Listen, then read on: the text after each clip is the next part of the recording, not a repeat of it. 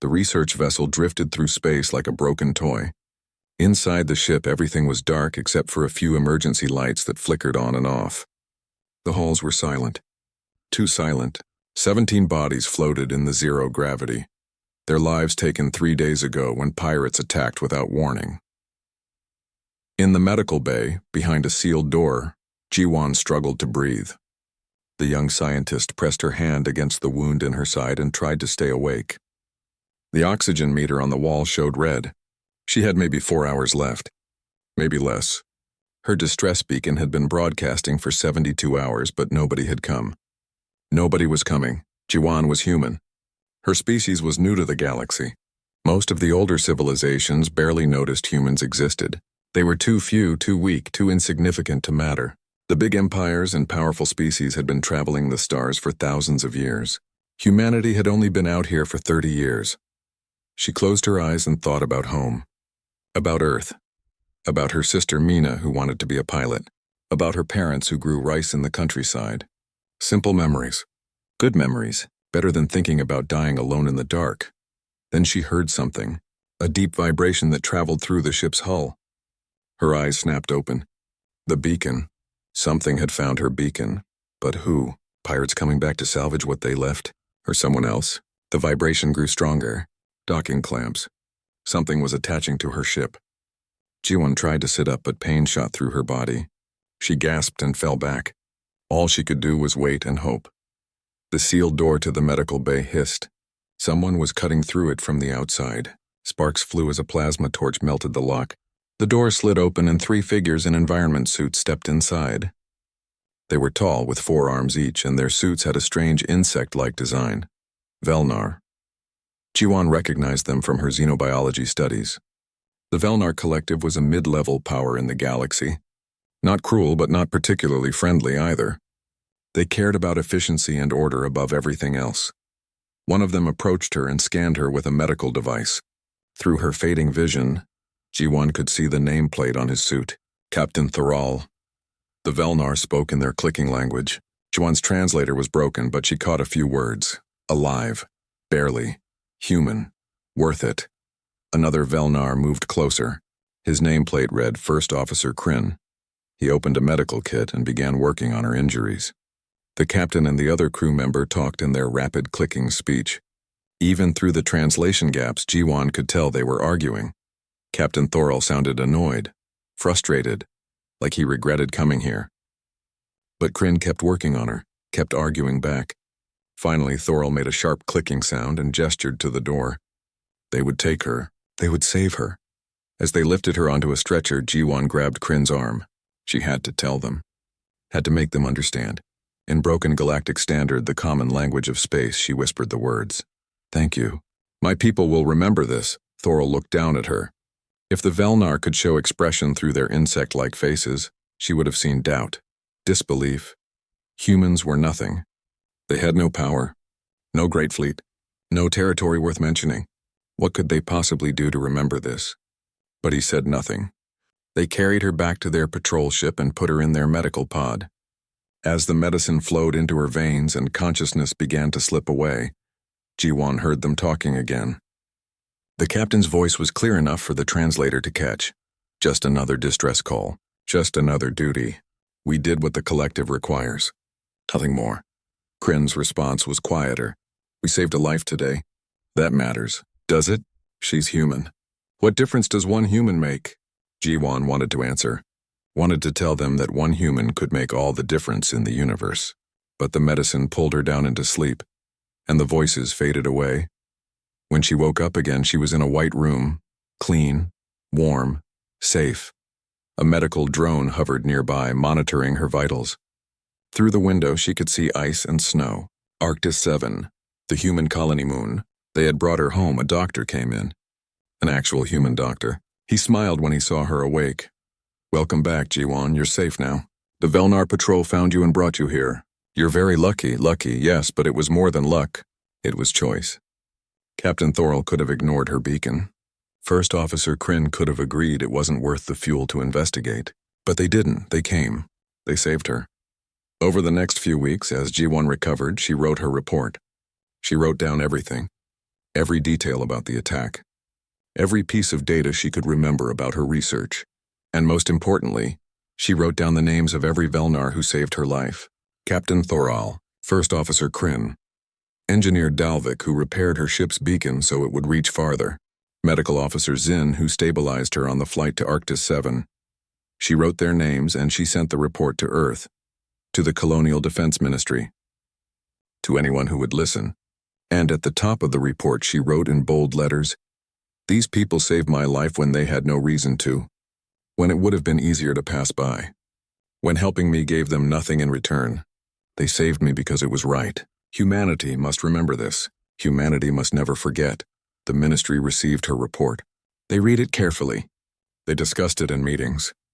And then they marked it with a classification that had never been used before. Priority level. Existential gratitude. Jiwan didn't know it then, as she recovered on that ice moon far from Earth. She didn't know what her report would start, what it would become. She only knew that someone had shown her species kindness in a cold and often cruel galaxy. And kindness, as the universe would soon learn, was the most dangerous gift anyone could ever give to humanity. Because humans never forget a debt. And they always pay it back always. 20 years passed. The galaxy changed. New wars started. Old alliances crumbled. The Kravith Empire grew stronger and hungrier with each passing year. They were conquerors, slavers. They took what they wanted and destroyed anyone who stood in their way. The Velnar Collective watched the Kravith expansion with growing concern. Every month, another small civilization fell. Every year, the Empire pushed closer to Velnar space. The Collective tried diplomacy. They tried trade agreements. They tried showing strength through military exercises. Nothing worked. The Kravith wanted the Velnar worlds, and they were coming to take them. Admiral Thorel stood on the bridge of his flagship and watched the tactical display. He was older now. His carapace had darkened with age and his movements were slower than they used to be. But his mind was still sharp enough to know that what he was seeing meant death for his people. The Kravith invasion fleet had just entered the outer system. 300 warships, maybe more. The Velnar defensive fleet had 97 ships, and half of them were outdated patrol vessels never meant for real combat. They were outnumbered, outgunned, outmatched. Thorel had commanded fleets for 40 years. He had fought pirates, border skirmishes, and resource conflicts. He knew when a battle could be won and when it couldn't. "This was the second kind, Admiral," his communications officer clicked. "Should I send the evacuation order to the colonies?" Thorel nodded slowly. "Yes, tell them to scatter. Take what they can carry and run. Maybe some of our people will survive." He thought about his family on the homeworld below, his mate, his children, his children's children. They had 3 days, maybe less. Then the Kravith would break through and everything he loved would be gone. As he prepared to record the evacuation message, his communications officer made a surprised sound. "Admiral, we're receiving a transmission. It's on an old frequency." "Very old," Thorel turned. "What frequency?" "The one we used 20 years ago for human outpost communications. It's a tight beam message, direct from deep space." Thorel felt something strange. A memory trying to surface. 20 years ago, humans. There was something about humans 20 years ago. "Play it," he ordered. The bridge speakers crackled. Then a voice came through. A human voice speaking perfect galactic standard. "Velnar Collective Defense Fleet. This is the Human Systems Alliance. We remember. Hold the line. Humanity is coming." Silence fell over the bridge. Every Velnar officer stopped what they were doing and stared at the speakers. Humanity? The minor species from the Outer Rim? What could they possibly do against the Kravith Empire? Thorel felt the memory click into place. A damaged research ship. A dying human scientist. A debate about whether saving one life was worth the fuel deviation. First Officer Kryn arguing that it was the right thing to do. That was 20 years ago. He had barely thought about it since. It was just another rescue. Just another duty.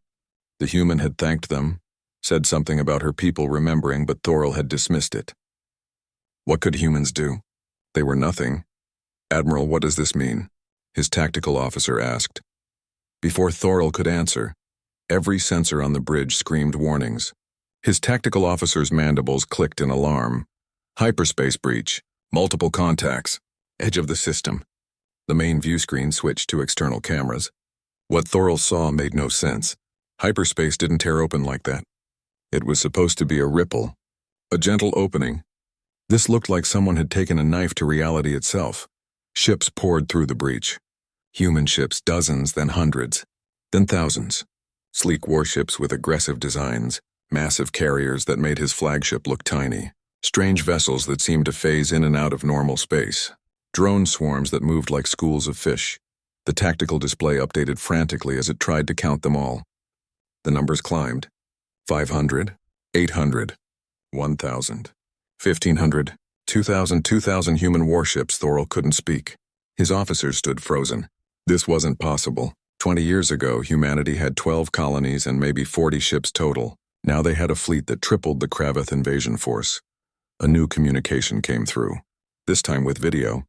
A human woman appeared on the screen. She wore a crisp military uniform with dozens of medals. Her hair was pulled back and her eyes were sharp and focused.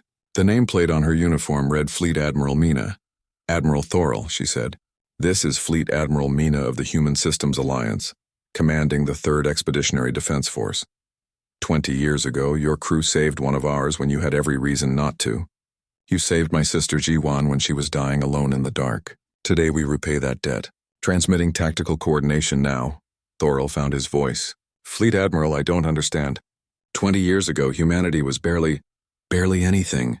Mina finished for him. "Yes, we were weak. We were insignificant. We were nothing, but you helped us anyway. You showed us that the galaxy could be better than we feared. You showed us compassion when you gained nothing from it. That gift, Admiral, changed everything." The tactical display updated with the human fleet positions. They were spreading out, forming a battle line between the Velnar homeworld and the approaching Kravath fleet. Professional formations, perfect spacing. The coordination suggested AI assistance beyond anything Thorol had seen before. "The Kravath are arriving in 30 minutes, Mina continued. "They don't know who we are.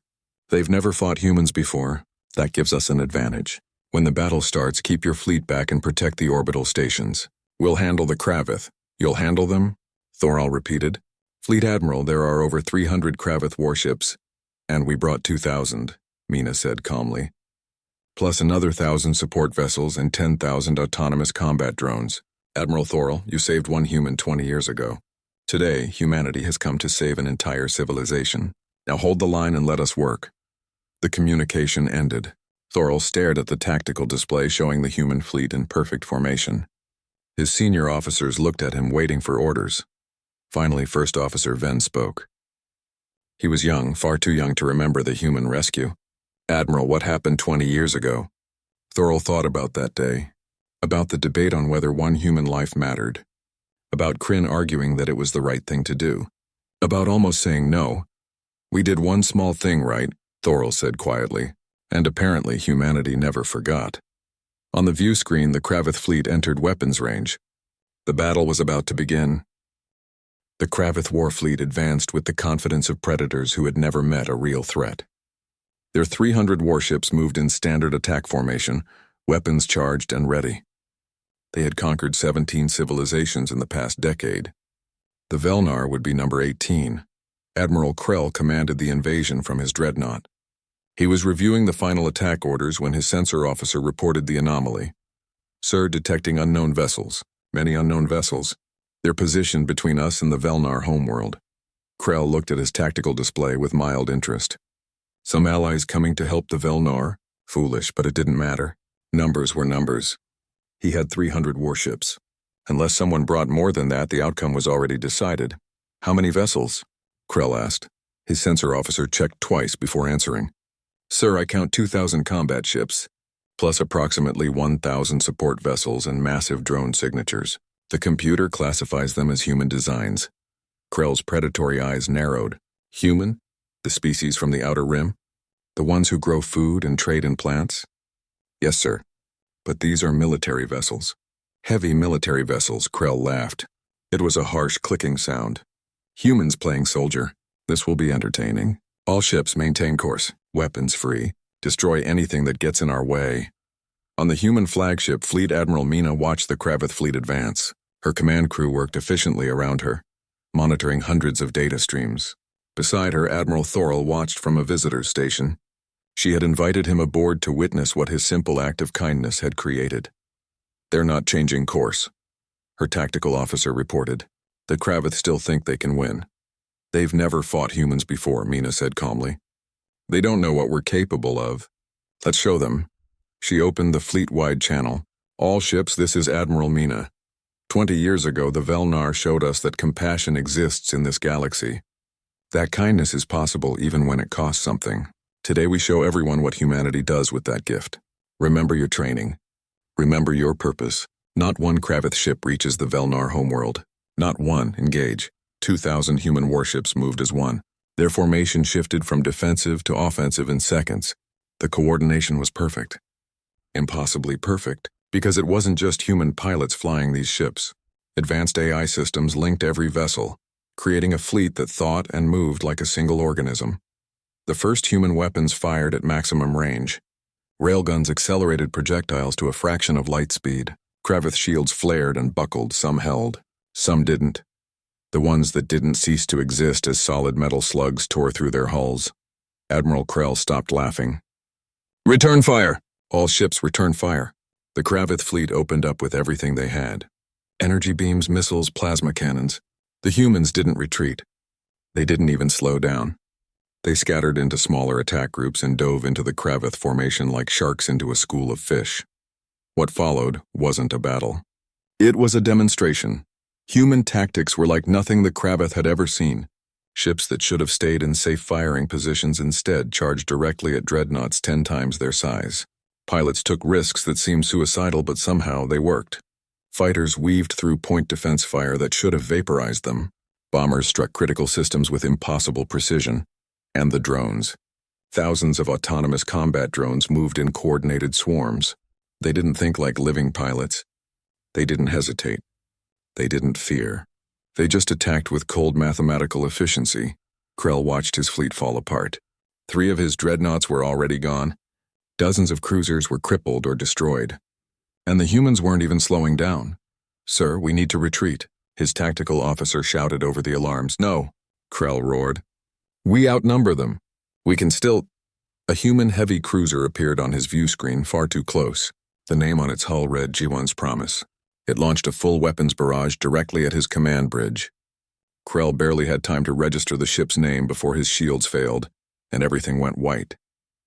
The battle raged for 4 hours. The Kravith tried every tactic they knew. They tried concentrated fire. They tried flanking maneuvers. They tried ramming attacks. Nothing worked. The human fleet adapted to every strategy within minutes.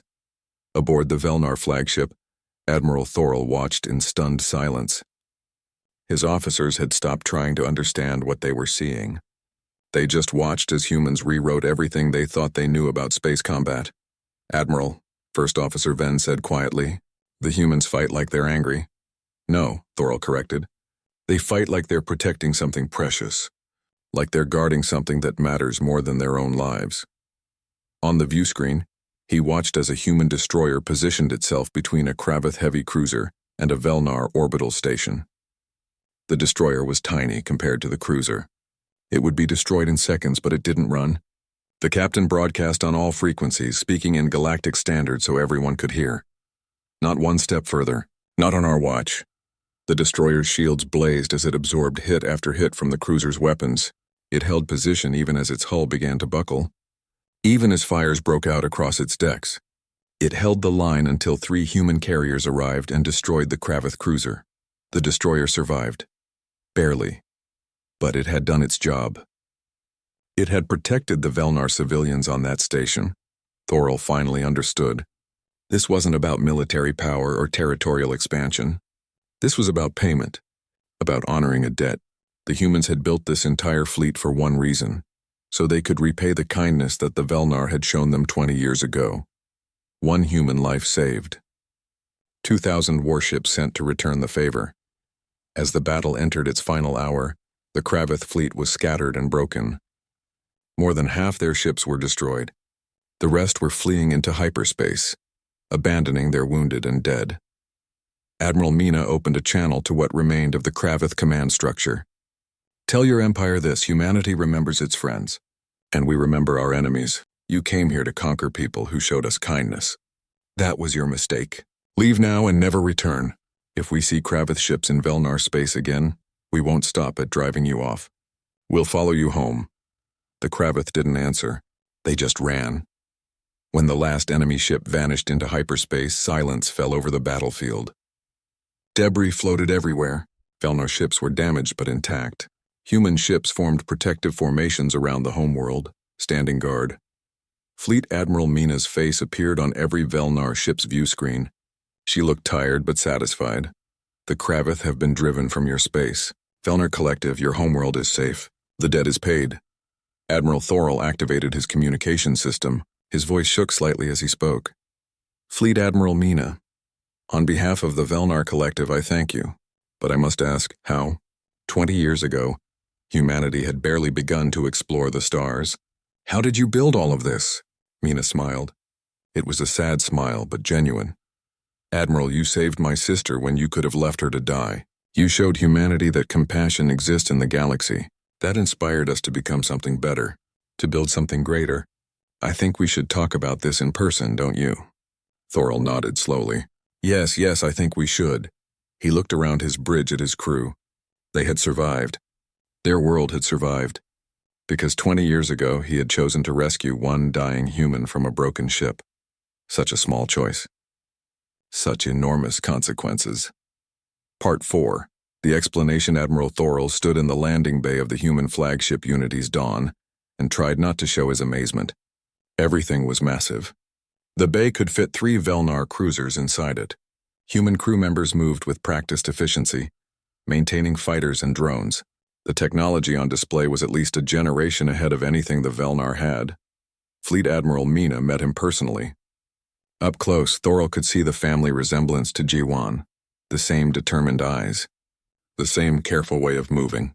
She extended her hand in the human greeting gesture, and Thorol grasped it with one of his 4 hands. "Welcome aboard, Admiral," Mina said. "Thank you for accepting my invitation." "Thank you for saving my people," Thorol replied. "Though I confess I still don't understand how this is possible." Mina gestured toward a corridor. "Walk with me. I'll explain everything." They walked through the ship's halls. Everywhere Thorol looked, he saw advanced technology and disciplined crew members. This wasn't a fleet hastily assembled. This was a military force built over years of careful planning and massive resource investment. Mina led him to an observation deck overlooking the Velnar homeworld. The planet turned slowly below them, blue and green and beautiful.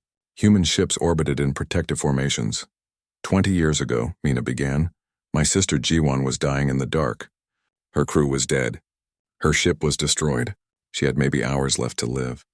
Your crew found her beacon and you faced a choice. Thorol nodded. I remember. I almost didn't go. It was out of our patrol route. It would cost fuel and time. First Officer Kryn convinced me that it was our duty. And you listened to him, Mina said. You deviated from your route. You spent the fuel. You saved one human life when you gained nothing from doing so. Do you know what that meant to us? 3 months after the Battle of the Velnar homeworld, the galaxy was still trying to understand what had happened. The Kravith Empire had retreated to its core systems, licking its wounds and trying to figure out where this human fleet had come from. Other aggressive civilizations watched and recalculated their expansion plans. But it was the small civilizations, the ones who lived on the margins of galactic politics, who paid the closest attention. They saw something the big empires missed. They saw an opportunity. Fleet Admiral Mina stood before the Galactic Assembly for the first time. The assembly was held on a neutral space station where representatives from 300 civilizations gathered to discuss trade, treaties, and conflicts. The great powers expected the human representative to make demands, to claim territory, to leverage their military strength for political gain. Instead, Mina presented something completely different. Honored representatives, she began, speaking in clear galactic standard. 3 months ago, the Velnar Collective faced invasion by the Kravith Empire. They would have fallen if humanity had not intervened. Some of you are wondering why we helped them. Others are wondering what we want in return. She activated a holographic display showing the Velnar crew that rescued Jiwan 20 years ago. 20 years ago, this Velnar crew saved a human life. They gained nothing from it. It cost them time and resources, but they did it anyway because it was right. That single act of compassion inspired humanity to become what we are today. It showed us that the galaxy could be better than we feared. The assembly hall was silent. Representatives leaned forward, listening carefully. Today, humanity proposes the Compassion Accords, Mina continued. The terms are simple. Any civilization that provides genuine aid to humans in distress will be granted a mutual defense treaty.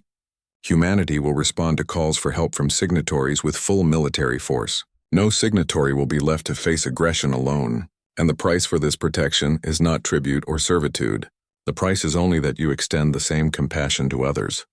Murmurs spread through the assembly. The great powers looked skeptical. The small civilizations looked hopeful. A representative from the Kravith Empire stood. He was trying to appear calm, but everyone could see his nervousness. This is clearly a ploy to build a military alliance against the Empire, he said. The Kravith reject this manipulation. Mina looked at him coolly. The Kravith Empire is free to reject the Accords. We're not forcing anyone to sign, but be clear about something. Humanity will honor every treaty we make. If someone signs the Accords and you attack them, you attack humanity. And you've already seen what happens when you attack our friends. The Kravith representative sat down quickly. Over the next hour, representatives asked questions. How would disputes between signatories be handled? What counted as genuine aid? How fast would humanity respond to threats? Mina answered each question clearly and honestly. The Accords weren't perfect. They didn't solve every problem. But they offered something the small civilizations had never had before. Protection. Real protection. The kind that came with 2,000 warships and a species that never forgot a debt. By the end of the assembly session, 17 civilizations had signed the Accords. By the end of the week, that number had grown to 73. By the end of the month, 200 civilizations had signed. The galactic balance of power shifted overnight.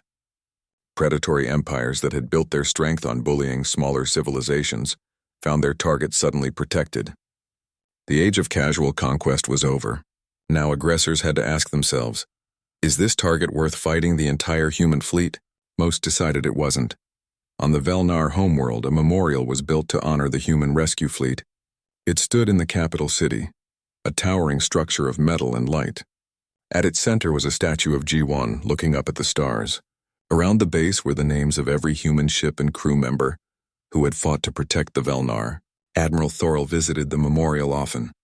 He was fully retired now, spending his days with his family and watching his grandchildren play. But he still came to the memorial to think. One day, a young Velnar officer approached him. She was nervous, clearly recognizing the famous admiral. "Sir, may I ask you something?" she said. "The historians say you almost didn't rescue the human 20 years ago. That you thought it wasn't worth the fuel deviation. Is that true?" Thorl was quiet for a moment. He looked up at the statue of G1. "Yes," he said finally. "I almost left her to die. I thought one human life wasn't worth the inconvenience. I was wrong. But you didn't leave her. You saved her." "First Officer Kryn saved her," Thorl corrected. "He convinced me that it was the right thing to do. He said that doing the right thing always matters, even when we can't see how. I've thought about that every day since the human fleet arrived." The young officer nodded. "They say you changed the galaxy, Admiral." Thorl shook his head. "No, we just did one small thing right. Humanity changed the galaxy. They showed us what one act of kindness can become when someone actually values it." That evening, as the sun set over the Velnar capital, a shuttle landed near the memorial. Ambassador G1 stepped out, accompanied by a small diplomatic delegation. She had arrived for a formal state visit, but she had asked to see the memorial first. Thorl was still there. When he saw G1, he stood and gave a formal Velnar greeting. She returned it with the human bow she had learned years ago. They walked through the memorial gardens together, not speaking at first. Just two people who had become symbols of something larger than themselves. "I come here whenever I visit," G1 said finally, "to remember how close I came to dying alone in the dark. How lucky I was that you chose to help." "Luck had nothing to do with it," Thorl replied. "Kryn made a moral argument and I listened. That's all." G1 smiled. "That's everything, Admiral. You listened when you could have ignored him. You helped when you could have passed by. You showed compassion when the universe gave you every excuse not to. That's what changed humanity. That's what built the fleet." Not technology or resources, just the knowledge that good people exist out here among the stars. They reached the statue at the center of the memorial. Ji-won looked up at her own face carved in metal and light. "Sometimes I wonder what would have happened if you'd ignored my beacon," she said softly. "Humanity would have built something," Thorol said. "Your people are remarkably driven. Maybe, but it wouldn't have been this. We built our fleet on a foundation of gratitude, not anger or fear. That matters. It shapes everything. Our doctrine, our culture, how we treat even our enemies. You gave us that foundation, Admiral. You proved that the galaxy could be better." Above them, human and Velnar ships orbited together, a joint defense force protecting both their peoples. And beyond, scattered across 1,000 star systems, similar sights repeated, humans and their allies standing watch together. The age of predatory expansion was ending. A new era was beginning, one where compassion was power, where a debt of gratitude could reshape civilizations, where helping someone in need wasn't weakness but the strongest choice anyone could make, all because one crew chose to save a single human when it would have been easier to look away. Ji-won and Thorol stood together in the fading light, watching the stars begin to appear. Ships moved overhead carrying people and goods and hope. The galaxy was changing, slowly but changing. "Thank you," Ji-won said quietly. "For everything." Thorol looked at her. "No, thank you. For showing us that one small choice can matter, that doing right creates ripples we can't imagine. Your species remembered a kindness that most would have forgotten. You proved that gratitude has power. That's the real gift, Ambassador. Not the fleet, not the protection. The proof that good things grow when we choose compassion." They stood together as night fell over the Velnar homeworld. Above them, human and Velnar crews worked side by side, protecting each other's peoples. Across the galaxy, the Compassion Accords were creating new alliances, new friendships, new possibilities. The universe was vast and cold and often cruel, but it was also full of people like Captain Thorol, who chose to help when they could have looked away, and people like Ji-won, who remembered that help with grateful hearts, and people like Mina, who built something beautiful to honor that gratitude. One small rescue, one report marked with existential gratitude, one fleet built to repay a debt. The galaxy would never be the same. And somewhere on 1,000 worlds, people looked up at the stars and thought, maybe the universe isn't so cold after all. Maybe compassion matters. Maybe kindness is the strongest force in existence. Maybe if we help each other, we can all survive in the dark together. That was humanity's gift to the galaxy. Not military power or advanced technology. Just the simple truth that one act of kindness, genuinely valued and honestly repaid, could change everything. The stars shone bright above the memorial. Ships moved through the night. And two people who had changed the galaxy stood together, grateful for the day they met and the future they had built together. The debt was paid. The friendship was eternal. And the universe was just a little bit brighter because of it. Admiral Thorol stood in the landing bay of the human flagship Unity's Dawn and tried not to show his amazement. Everything was massive. The bay could fit 3 Velnar cruisers inside it. Human crew members moved with practiced efficiency, maintaining fighters and drones. The technology on display was at least a generation ahead of anything the Velnar had. Fleet Admiral Mina met him personally. Up close, Thorol could see the family resemblance to Ji-won. The same determined eyes. The same careful way of moving. She extended her hand in the human greeting gesture and Thorol grasped it with one of his forehands. "Welcome aboard, Admiral," Mina said. "Thank you for accepting my invitation." "Thank you for saving my people," Thorol replied. "Though I confess I still don't understand how this is possible." Mina gestured toward a corridor. "Walk with me. I'll explain everything." They walked through the ship's halls. Everywhere Thorol looked, he saw advanced technology and disciplined crew members. This wasn't a fleet hastily assembled. This was a military force built over years of careful planning and massive resource investment. Mina led him to an observation deck overlooking the Velnar homeworld. The planet turned slowly below them, blue and green and beautiful. Human ships orbited in protective formations. 20 years ago, Mina began, my sister Ji-won was dying in the dark. Her crew was dead. Her ship was destroyed. She had maybe hours left to live.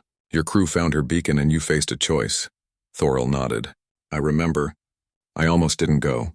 It was out of our patrol route. It would cost fuel and time. First Officer Kryn convinced me that it was our duty. And you listened to him, Mina said. You deviated from your route. You spent the fuel. You saved one human life when you gained nothing from doing so. Do you know what that meant to us? Thorol shook his head. Mina turned to face him directly. It meant everything. Humanity was new to the galaxy then. We were weak and afraid.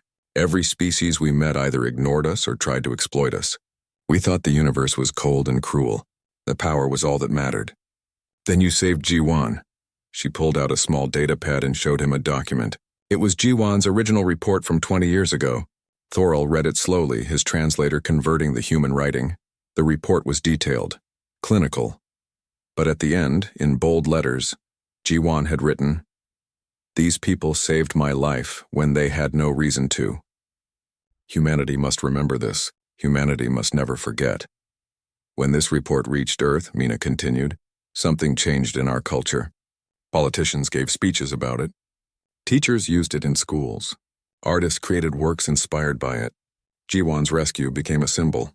Proof that the galaxy could be better than we feared. Proof that kindness existed out here among the stars. Mina pulled up another document. This one showed dates and resource allocations. Construction projects.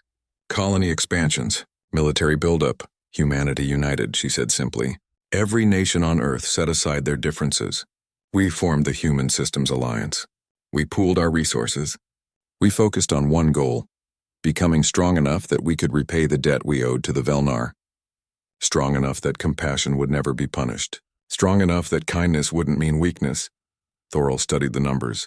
The investment was staggering. Entire planetary economies redirected toward expansion and military development. Colonies established not for profit, but for strategic positioning. Research programs focused on weapons and ships and AI coordination. You built all of this to repay a debt? Thorol asked. We built all of this because you showed us what we wanted to be, Mina corrected. You gave us hope, Admiral. Hope that the galaxy had good people in it. That became our foundation. Everything we built on that foundation.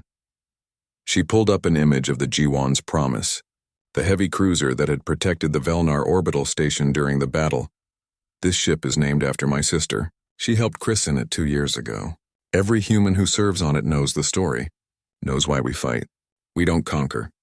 We don't enslave. We protect. We defend. We stand up for people who showed us kindness. Thorol was silent for a long moment. He thought about that day 20 years ago. About almost saying no. About Kryn's argument that saving one life mattered. If he had made a different choice, none of this would exist. There's something else, Mina said. She handed him another data crystal. Every member of your crew who participated in G1's rescue has been granted honorary citizenship in the Human Systems Alliance. Their families receive scholarships, trading privileges, protection under human law. We've named a colony world Thorol's Rest in your honor. Thorol took the crystal with trembling hands. This is too much. We just did our duty. No, Mina said firmly. You did more than duty. Duty would have been reporting the beacon to someone else. Duty would have been the minimum required. You went beyond that.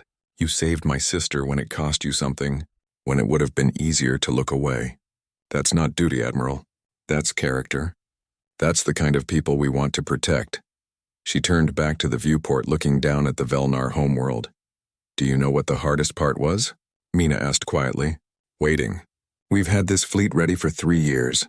3 years of watching the Kraveth expand, watching them get closer to Velnar space. We couldn't intervene before they attacked you because that would make us look like the aggressors. We had to wait until you needed us.